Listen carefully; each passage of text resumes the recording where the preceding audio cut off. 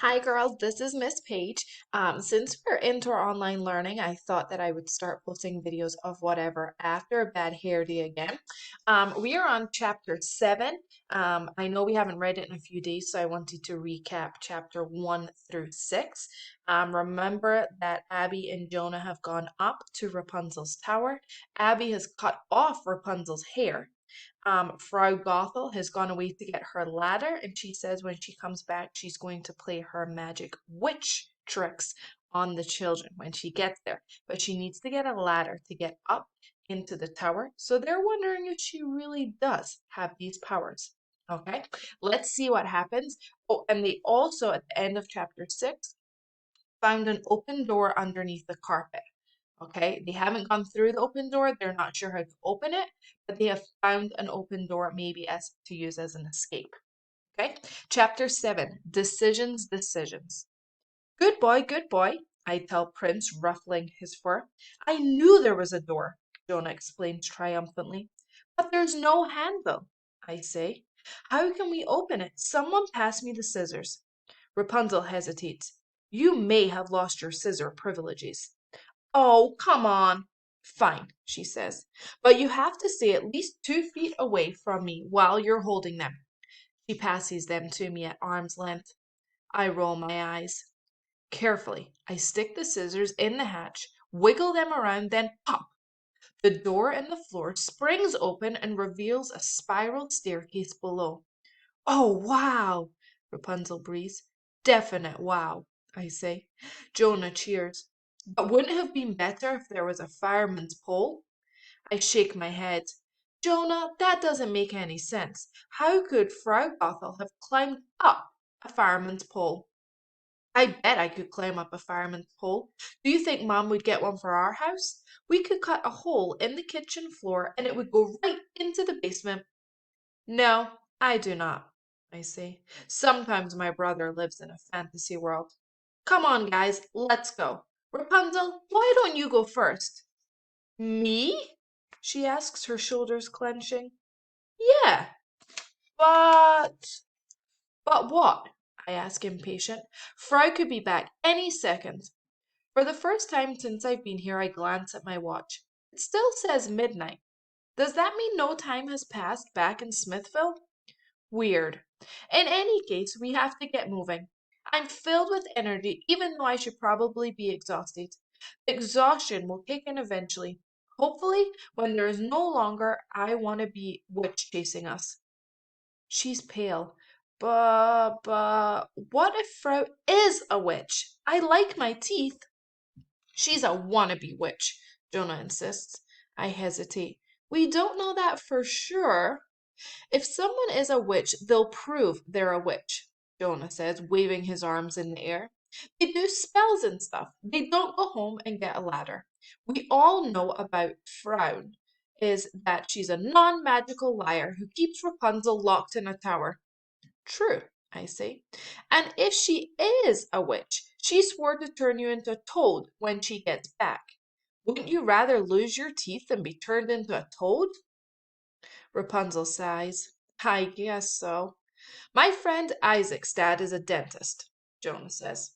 You could come back to Smithville with us and he'd get you dentures. She contemplates the author. Will I have to live in a tower in Smithville? No, Jonah says. You could live in a house. You'll share Abby's room. She always wanted bunk beds. I shoot my brother a look. She can't come back to Smithville with us. Why not? Jonah asked. We brought Prince home with us. Prince is a dog. She's a Rapunzel. Although I have always wanted bunk beds.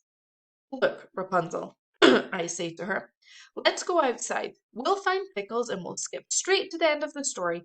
You'll live happily ever after. Rapunzel bites her thumbnail. But... But what? I ask. Rapunzel motions around the room.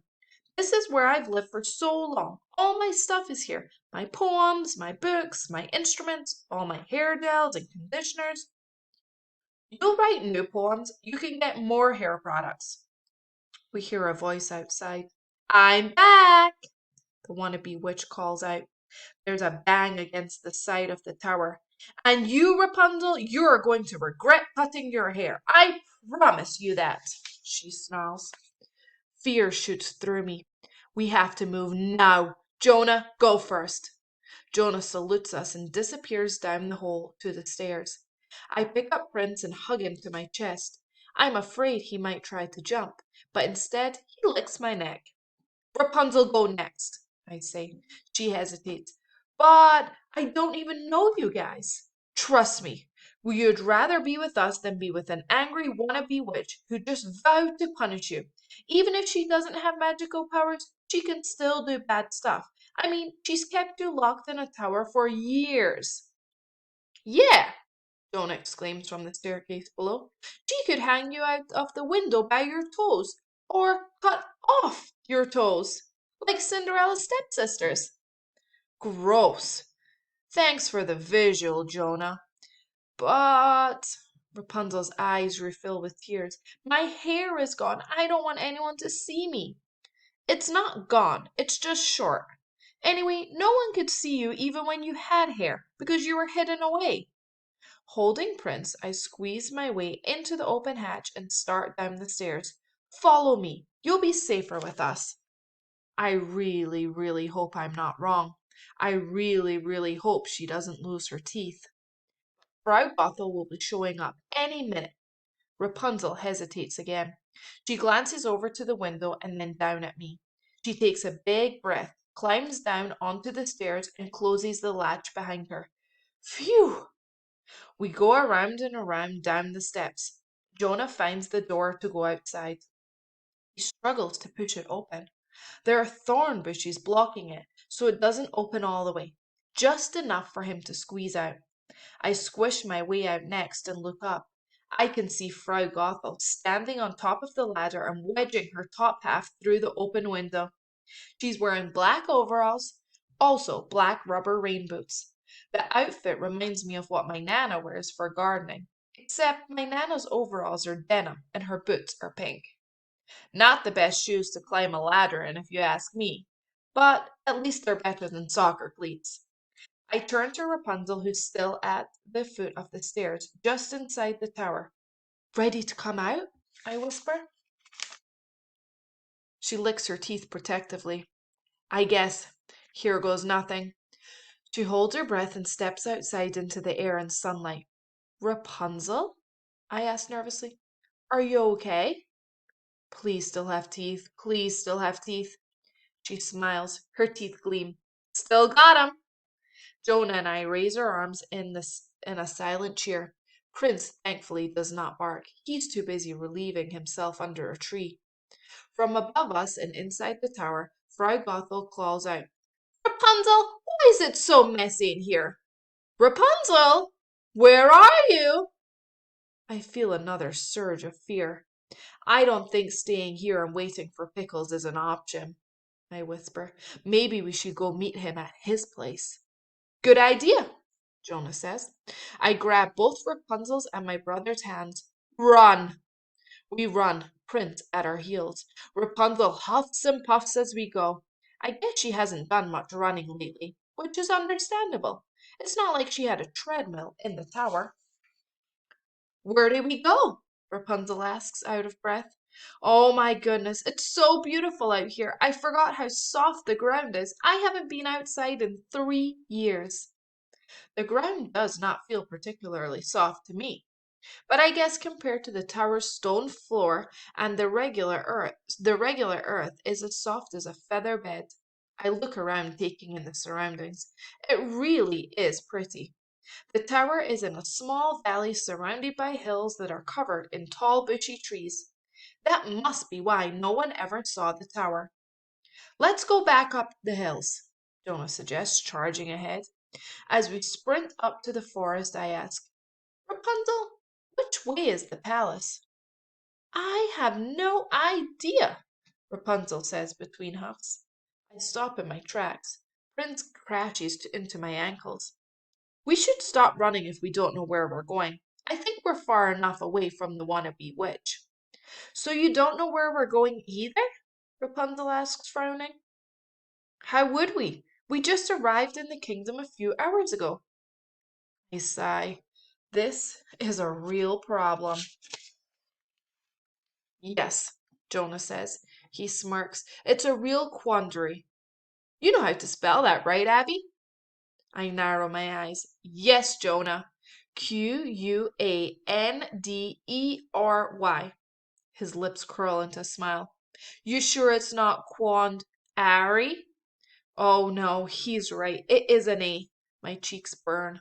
How did you know that? A huge smile spreads across his face. You're wrong and I'm right. Jonah, how did you know that? He shrugs. I'm smart. Did you look that up? I might have, or maybe I'm just a genius. Maybe I'll be the spelling bee champion in this school year.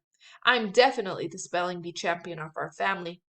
I'm the spelling bee champion of our family. I snap, my blood boiling. Not anymore, he taunts. If you're so smart, why don't you come up with a plan to find the castle for us? I ask him sharply. In the real story, Rapunzel and the prince wandered around for years until they found each other. Years! We can't be lost in the forest for years. We'll starve and we have to get home. I glance at my watch, which still says 12. Could time really be passing that slowly at home? Has not even a full minute gone by? Did I break my watch when we went through the mirror? Don't worry, Jonah says smugly. I do have a genius plan. Wanna hear? And that is us for chapter 7. I will read chapter 8, which is titled No Carriage in Sight. Tune back in for the next video.